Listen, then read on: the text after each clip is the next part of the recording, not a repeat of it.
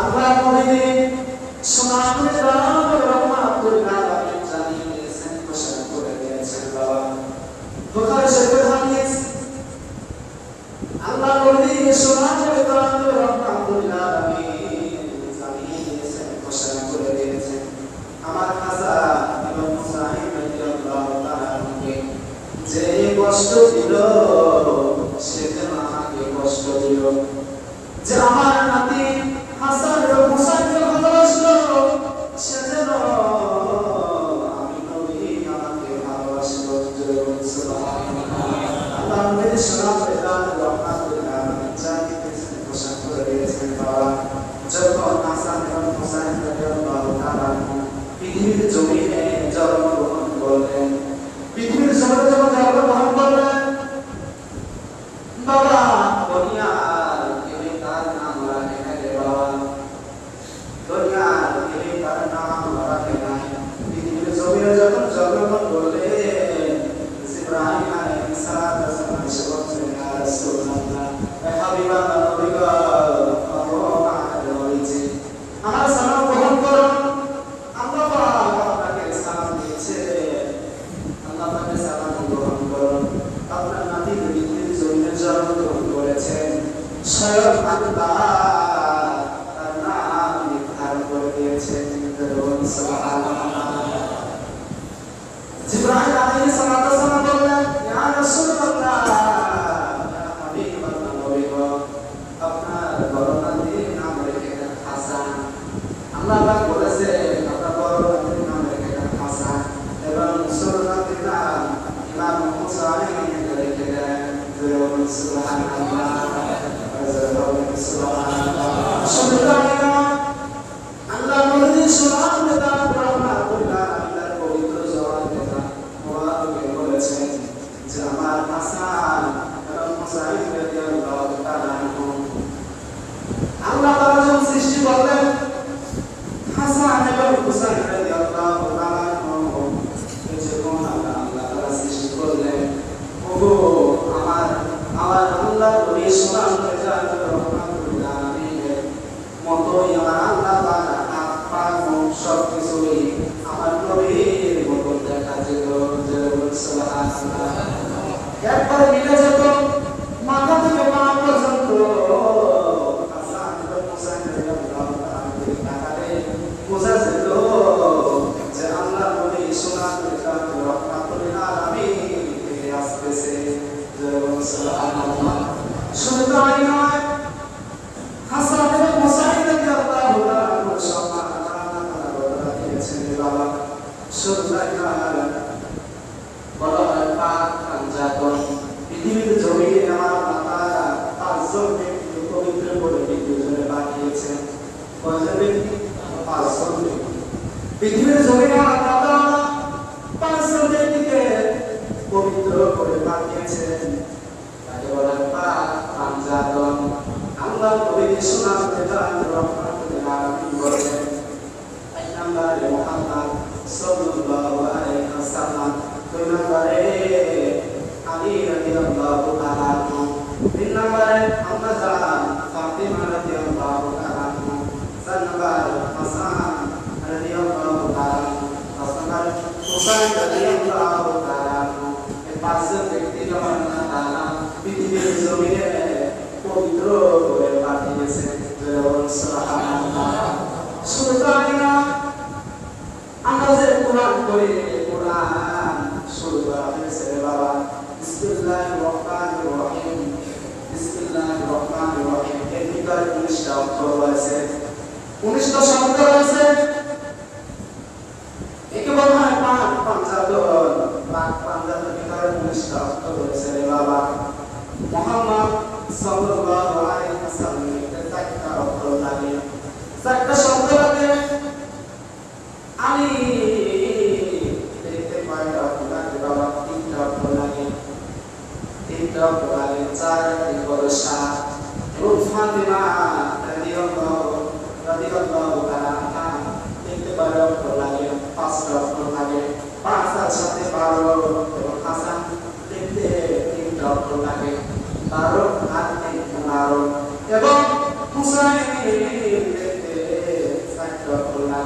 19টা নিয়ে আল্লাহ নবী শোনা করে দান রহমাতুল আলামিন বলেন আল্লাহ আপনি যে 19টা উপলক্ষে কোরআন শুরু করলেন পাক পাঞ্জাতন দিয়ে কোরআন শুরু করলেন আল্লাহ আপনি বলেন আল্লাহ এর হাকিকত কি রয়েছে আমার আল্লাহ তাআলা বলেন হাবিব আপনি জানিয়ে দিন ঘোষণা করে দিন আমি আল্লাহ তাআলা পাক পাঞ্জাতন এই পবিত্র দিয়ে আমি আল্লাহ তাআলা এই কোরআন লেখা শুরু করে দিয়েছি সুবহানাল্লাহ মানুষ যে কোরআনকে ভালো পারে কোরআন মানুষ পড়ে কোরআন যে পড়ে আল্লাহ নবী শোনান রহমাতুল আলামিন বলেন তার জবানটাকে আমার আল্লাহ তাআলা পবিত্র করে দেন সুবহানাল্লাহ আর সুবহানাল্লাহ সম্মান নবীজির আল্লাহকে ভালোবাসা এটা আমাদের ঈমান রে বাবা এটা আমাদের ঈমান আল্লাহ নবীকে ভালোবাসলে শুধু ঈমানদার হওয়া যায় না নবীদের পাক পাঞ্জাতন পাঁচজন আপনাকে আমাকে ভালোবাসতে হবে জীবনের চাইতে আপনাকে আমাকে বেশি ভালোবাসতে হবে তাহলে আপনি পবিত্র ঈমানদার হতে পারবেন সুবহানাল্লাহ আর নবীর শান আল্লাহ বলে শোনা করে দান রহমাতুল আলামিনের শান আল্লাহ কতটা বাড়িয়েছেন বাবা আল্লাহ তাআলা কোরআনে বিবরণ জানিয়ে দিয়েছেন ঘোষণা করে দিয়েছেন রফা'না লাকা যিকরাক আমি আল্লাহ তাআলা আমার বন্ধুর শান মানছি আমি আল্লাহ তাআলা বর্ণনা করে দিয়েছি সুবহানাল্লাহ এত সম্মান আল্লাহ তাআলা দিয়েছেন আল্লাহ নবীর শোনা করে দান রহমাতুল আলামিনের সম্মান দিয়েছেন রে বাবা কোরআনের ভিতরে এতটা সম্মান আমার নবীকে দিয়েছেন রে বাবা আল্লাহ তাআলা বলেছেন হাবিব আপনি যদি ইচ্ছা করেন আপনি যদি শুধু মুখে বলবেন এই ওহুদ পাহাড়টা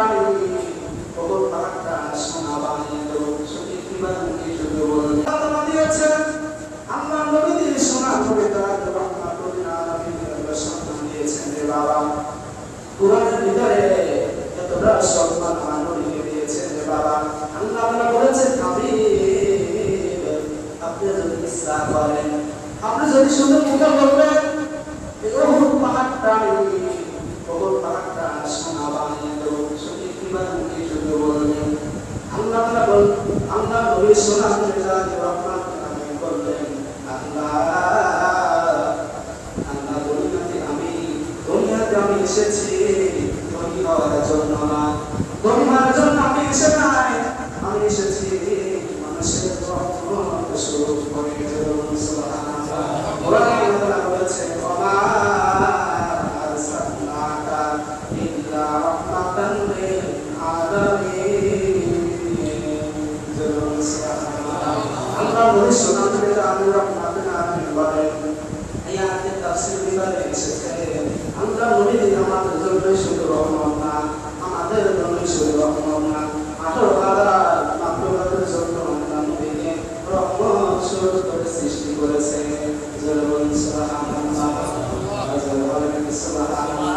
আল্লাহ নবীর সম্মান কতটা বাড়িয়েছে আমার মতন নবী কিছু আছে আমার নবীর সম্মান কমাতে চায় কি সম্মান কমাতে চায় কিন্তু আল্লাহ তাআলা বলেন নবী আপনার সম্মান কমাতে পারবে না কারণ আল্লাহ তাআলা বলেছেন নবী আমি আল্লাহ তাআলা আপনার সম্মান বাড়িয়ে দিয়েছি পৃথিবীর জমিনে কোনো ব্যক্তি আপনার সম্মান কমাতে পারবে না আমি আল্লাহ তাআলা বাড়িয়ে দিয়েছি কতটা সম্মান বাড়িয়েছেন বাবা আমি মহম্মদকে আপনাদের বোঝাতে পারবো না আমি মহম্মদকে আপনাদের বোঝাতে পারবো না আল্লাহ নবীর শোনা তুমি গান রহমাতুল আলামিনকে আমাদের ভালোবাসতে হবে বাবা জীবনের চাইতে বেশি ভালোবাসতে হবে শুধু নবীকে ভালোবাসতে হবে নবীর আওলাদকে ভালোবাসতে হবে বাবা আল্লাহ নবী বলেছে যে নবীর আওলাদ এখনো পর্যন্ত বেঁচে রয়েছে বাবা নবীজির আওলাদকে আপনাকে আমাকে ভালোবাসতে হবে তাহলে কি আপনি প্রকৃত ঈমানদার হতে পারবেন না হলে কি আপনি ঈমানদার হতে পারবেন না আপনার সম্মুখে একজন মুসাহিব হাসান ইবনে মুসাইব রাদিয়াল্লাহু তাআলা বিরুদ্ধে কথা বলতেছে, আপনি চুপ রয়েছে, আপনি নামাজ আদায় করে নামাজ করতেছেন, জাকাত দিচ্ছেন, কিন্তু আপনার ভিতরে কোনো কি প্রতিবাদ নেই, নবীর বিরুদ্ধে কথা বলতেছেন, আপনি চুপ খামোশ হয়ে রয়েছে, তাহলে আপনি ইমানদার হতে পারবেন না। আল্লাহ নিজে বলবেন যারা নবীর আওলাদের বিরুদ্ধে কথা বলবে সঙ্গে সঙ্গে তার প্রতিবাদ করতে হবে, সঙ্গে সঙ্গে তার প্রতিবাদ করতে হবে, তাহলে আপনি কি প্রকৃত ইমানদার হতে পারবেন। আমরা এক জবানে বলবো যারা নবীর আওলাদকে যারা হত্যা করেছে, ইমাম হাসান ইবনে মুসাইব রাদিয়াল্লাহু তাআলা আনহুকে যারা হত্যা করেছে তারা কখনো মুসলমান হতে পারে না, তারা কি কাফের। কাফের বলে নবীর আওলাদকে